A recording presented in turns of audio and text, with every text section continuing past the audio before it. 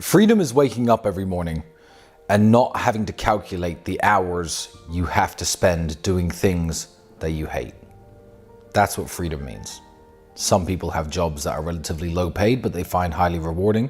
Let's say somebody's a marine biologist. They make $50,000 a year. They're always diving down and collecting seaweed to check it for mercury levels in the ocean. If they enjoy the diving and the marine biology and that side of their job, then they wake up in the morning thinking, thank God I get to go out on a boat, dive in the ocean, swim around, do my stuff. What a nice life. They are free. I think that total freedom isn't something that men should aspire to, because there's nothing wrong, especially when you have a family and people who depend on you, with waking up thinking I'm going to do X number of hours of something I hate to make my other hours more rewarding. So I feel like there's a trade-off. But essentially freedom is the ability to do whatever you want. So if you have to go to work for 8 hours in a job that you may or may not enjoy, let's say you hate your job, but you have the best family life at home, a wife who loves you for working and makes you feel appreciated, and your kids give you a hug when you run in from work, you're pretty free, because the reward is worth what you've paid.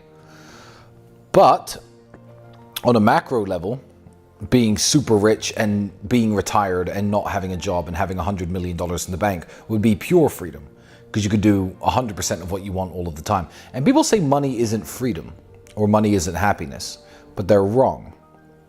Because they say this to me and I always ask them, okay, what do you enjoy doing? And they'll say something like, oh, well, not everything costs money. I like volunteering at dog shelters. I like taking walks in the park. I like spending time with my kids. And I'll say, yeah, but imagine how much of those things you could do more if I gave you $10 million. And their face kind of drops. So the way that the economy is set up and the way that the banking system is set up, money is absolutely freedom in every single regard. No matter what you enjoy doing, you could do more of it with money. A roadmap to become more free would be either do something you hate to earn 10 times more, so you can retire sooner and enjoy more of your life free, or switch career paths and stop focusing on making as much money as possible and try and find yourself in a situation where you're doing something you enjoy as much as possible. For example, some people enjoy photography and making videos. Don't understand them. I think it's nerdy. However, if they do that all day, every day, it doesn't feel like a job. The way that my life is set up nowadays, I spend hours and hours in my day tinkering with the online university, speaking to people inside of it. That's a pleasure to me. I enjoy it. I enjoy hearing and watching the success stories and seeing the fruits of my labor. So I don't feel so much like I'm working or doing something I don't enjoy. So yeah, make a bunch more money, or steer your direction in a way that you enjoy what you do. Ideally, both. Burnout exists in your later years. So there was a study I read once, it was done on exercise and what types of exercise are good for you and what types of exercise are bad for you. And there's a type of exercise that's bad for you overall, and it's classified as toil, T-O-I-L, as in toiling in the fields. Toil is exercise, but it's exercise that is overall negative for your health. So let's say you are carrying bricks back and forth. Okay. In your 20s, it may make you stronger, but 40 years of carrying bricks back and forth has shortened your lifespan by 30, 40 years. Your joints are shot, your back is shot, everything is shot. So burnout does actually exist, because we all are human. However, I don't think it exists in your younger years. I used to work 2 jobs and train 3 or 4 hours a day at the kickboxing gym when I was 18 to 26, 27. I don't think you can get burned out when you're younger. I think if you are young and you're strong and you're fit, go and work on an oil rig. Go work on an Alaskan fishing vessel. Do something crazy. Yeah, it's dangerous. Yeah, it's hard. However, these people are making, $100, $150, $200 an hour in a lot of cases. Why not do that instead of something comfortable? You're in your 20s. You're invincible. So avoid burning out when you're older. You have to be a lot more intelligent with your choices, I think, when you get past 30 years old. But as a young man, there's no such thing. Just go for it. I think the 4-hour workday is a bunch of bullshit. I think that it's a privileged position that when you're already in a position of power and success, like myself, I can work 4 hours a day, maybe, and maintain everything that I have. It's like training. It's like training.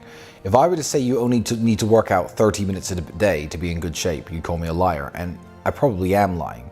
However, if you're a big fat fuck and you spend 2 years training 2 or 3 hours a day getting into amazing shape, once you're in amazing shape, if you watch what you eat 30 minutes a day, you can probably maintain most of what you've gained so far. So I think the 4-hour workday is a myth. I think that it's a myth written by successful people who only need to do a little bit to maintain what they had, or perhaps grew up in or were born in such a position where they could just do the minimal amount to continue the success of their family or the legacy of their father or whatever companies they were originally hired into by family members. Yeah, I think you should be working 18-hour days when you're young. The slogan I would use is a slogan my old boss would use. He'd look at what we were doing in the office and he'd say, is doing what you're doing now going to affect the positive outcome of the day? And I've always stuck to that when I'm doing things, whether I'm filming or working or looking at code or looking at spreadsheets. Is doing what I'm doing now going to affect the positive outcome of the day, or to affect the outcome of the day positively? And I worked in a sales environment at the time. So I'd be going through my old leads, sorting out my paperwork and stuff. And I think, you know what, this isn't going to make me any more money. Why don't I call up all my old leads that said no? Why don't I go knock on some more doors? So is doing what you're doing now going to positively affect the outcome of the day? Yes or no? If the answer is still yes, stay at your workstation. I wouldn't say I've ever eased off the gas pedal and Andrew has ever eased off the gas pedal. I think that there are limits to being rich that make some people happy. My brother has an addiction to hypercars. If we had none of those cars, we'd be comfortably rich enough never to work again. We could completely take our foot off the gas pedal. However, we like these things. I think it's a personal limit. I think when you take your foot off the gas pedal is a very personal limit. I think if you own your own home and you have investments that are paying you 100K a year, if you're happy with 100K a year and you always looked at 100K a year as a good salary, and that's what you're now making residually from your investments and your home's paid off and your car's paid off, by all means take your foot off the gas pedal if that's where you are. However, there are some men in the world that are simply built different. Elon Musk could have retired after selling PayPal. He sold it for close to $100 million back in the 90s.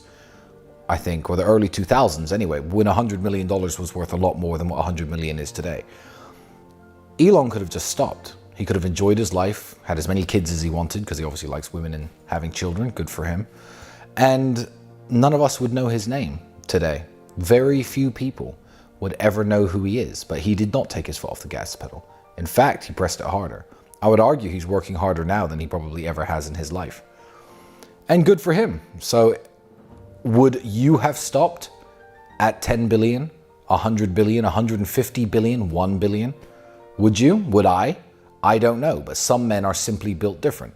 So maybe I haven't stopped now when you would have in my position, for the same reason that Elon hasn't stopped now, when perhaps I would if I were in his position.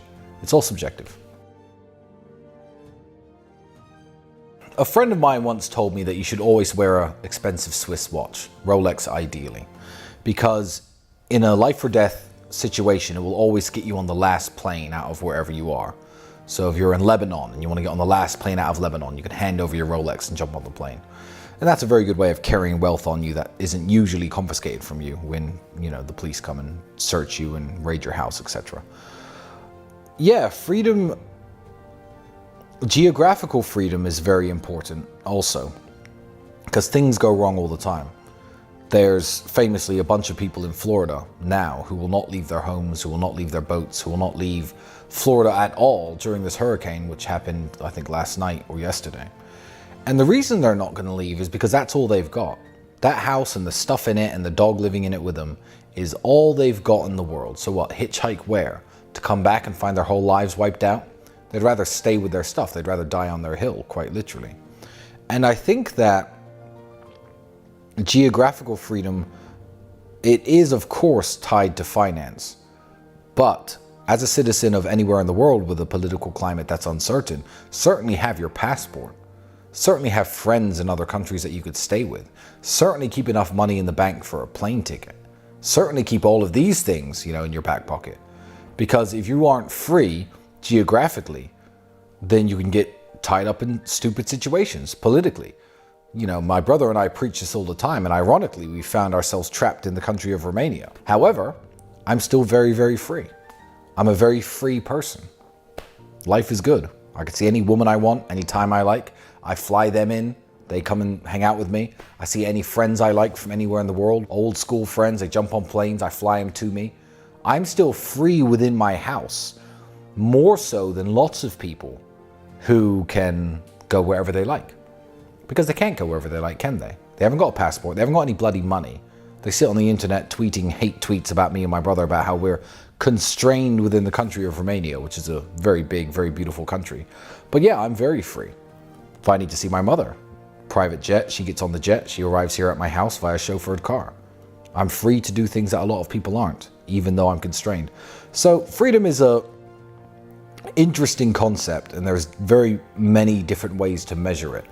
But it's also very important. Whatever you feel like freedom is, if you feel it's going to make you happier, it's something that you should definitely pursue. To Americans, to become more globally free, I'd say, first and foremost, fear of the unknown is what's keeping you where you are. Get a passport, get a little bit of money, go to other places.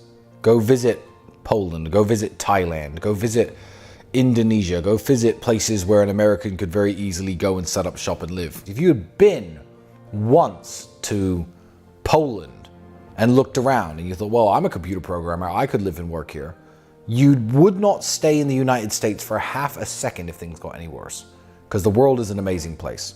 And I always know people are ignorant when people say, well, why do you live in Romania? I live in the Americas, the best country in the world. Why do you live in Romania? You're American. Why don't you live here? I'm like, have you ever been to Romania? They're like, no. There you go. Bucharest is better than most American cities for lots of different reasons. And American cities have their advantages, and Bucharest has its advantage. In terms of safety, it's safer than any American city ever. Any American city in the United States, Bucharest is safer than. So, you can't make the leap of faith to do something different with your life if you are completely in the dark about what's out there.